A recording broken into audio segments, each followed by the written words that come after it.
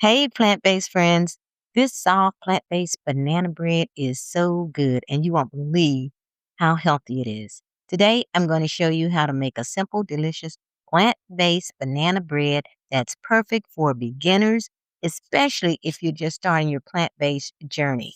And something easy, something comforting and familiar. Now, here's something really interesting. Banana bread actually became popular back in the 1930s during the Great Depression. At that time, people were doing everything that they could to stretch those dollars and to avoid waste.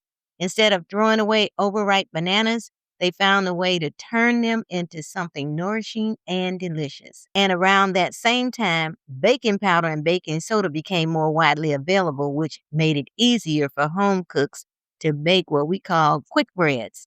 By 1933, banana bread was already showing up in American cookbooks, and it's been a favorite ever since. And honestly, here we are today doing the same thing because let's be for real, it's not getting any cheaper. Prices are going up every day, and it just makes sense to use what we already have in our kitchen instead of letting it go to waste. So if you've got bananas sitting around on your counter right now, maybe they're a little too soft, maybe a little too brown. Don't throw them away. That's exactly what you need for this soft, moist, naturally sweet, and made with simple ingredients you probably already have in your home. There is no eggs, no dairy, no overwhelm. And if you're over 40 and thinking about going plant based, this is one of those recipes that help you to do it with ease because it still feels like comfort food. This is perfect for breakfast, a midday snack, or even a little treat after dinner. And I'm telling you this, when you start baking, your kitchen is going to absolutely smell amazing. You're going to feel like you're doing something really good for yourself and for your home. Now, before we get started, if you're looking for more simple, no overwhelm, plant-based recipes like this, I have a free community where I share meal plans, easy recipes, and support for women over 40, how they can go plant-based without confusion. The link is in the description box. All right, let's head on over to the kitchen. I was just thinking today, man, I have not had any banana bread in such a long time. And I have 3 bananas here. I'm going to set this aside. And I'm using 2 bowls because this is going to be my dry ingredients and this is my wet ingredients in the banana bowl. Now, I'm going to use 2 cups of flour. And apparently I've been baking a lot because I didn't have quite 2 cups. So I've got 1 cup of this spelt flour. Spelt flour is a type of whole wheat flour made from the entire grain. That's the bran, the germ, the sperm, and everything else that's in the wheat family. I know you've tried whole wheat flour once. The pie crust came out dry and the banana bread was dense, but that was probably hard red wheat, which is higher in protein and more finicky than spelt. You see, each type of wheat has its own properties and flavor. In the wide world of whole wheat flours, spelt performs the closest to all-purpose white flour while bringing it a lot more flavor. So as I said, I'm going to be using 2 cups of flour, 1 cup of spelt, 1 cup of all-purpose flour. And to that, I'm going to add 1 teaspoon of baking powder, and I am using Bob Mills baking powder, a half of teaspoon salt, 1 teaspoon of cinnamon. I'm using 1 cup of cane sugar, along with 1/4 cup of brown sugar. Did you all see that? Brown sugar will actually harden. But if you take a piece of bread and put in your container of brown sugar, it will not harden. And you don't need that much bread either. I've had this little piece of bread in here for the last couple of months.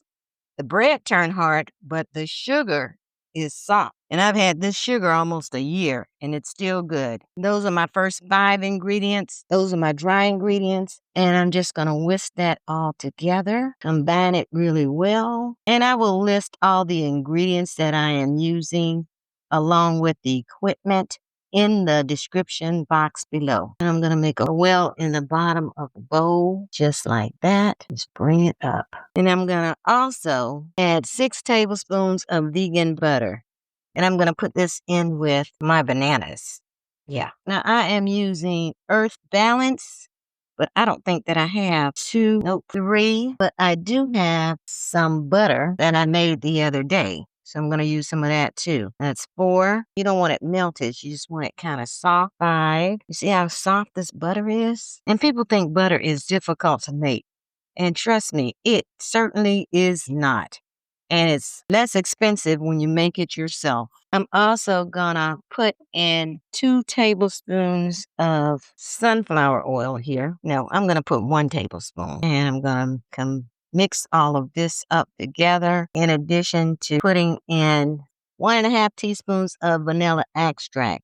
And I bought this at Costco. Oh my goodness, maybe 2 years ago, and it's still good. So let's just combine all of this together in this smaller bowl. I have my well in the middle, and I'm just going to pour in my bananas and everything. And these spatulas are so handy because when you're baking, it just gets all of that goodness right out the bowl. My oven has been preheated to 325 degrees. And I do have 1/2 cup raw walnuts. And I should have added 1 teaspoon of baking soda. I had baking soda and bacon. That looks good. I've got my loaf pan over here, and I've sprayed it with some organic virgin olive oil. And now it's consistency. You know what? I think I'm going to put 1/4 cup of the spelt flour in here because I want it to be a little bit thicker. Yeah, I'm liking this. Okay, I'm going to pour this into my loaf pan, get my spatula so that I can get it all in the spatula. Yep, that is it. And I'm going to put this in my preheated oven for an hour and like 5 minutes. And we'll be back. And just like that, it's done. Did you see how nice and golden it is? This bread is soft on the inside and those walnuts right on top.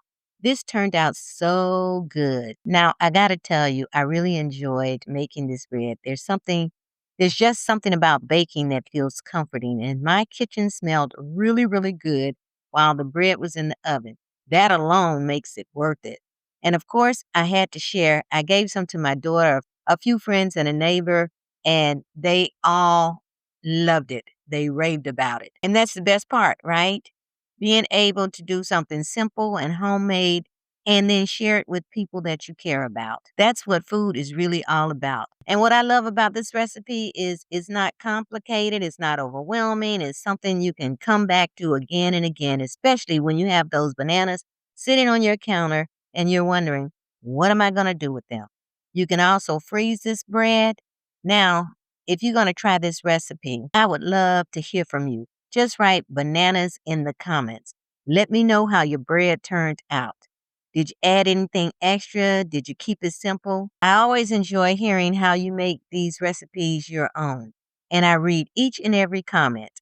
And if you've enjoyed this video, just go ahead, like, share, and subscribe. It really helps to grow the channel. And it helps me to continue bringing you simple plant-based recipes just like this. And don't forget about my school community for women over 40 who just want to go plant-based without overwhelm. Inside, I share recipes, meal plans, and support to help you on your journey. Check out the link in the description box. Come join us. I would love to have you there. All right, I'm going to go and enjoy another slice of this banana bread, and I'll see you in the next video. Peace.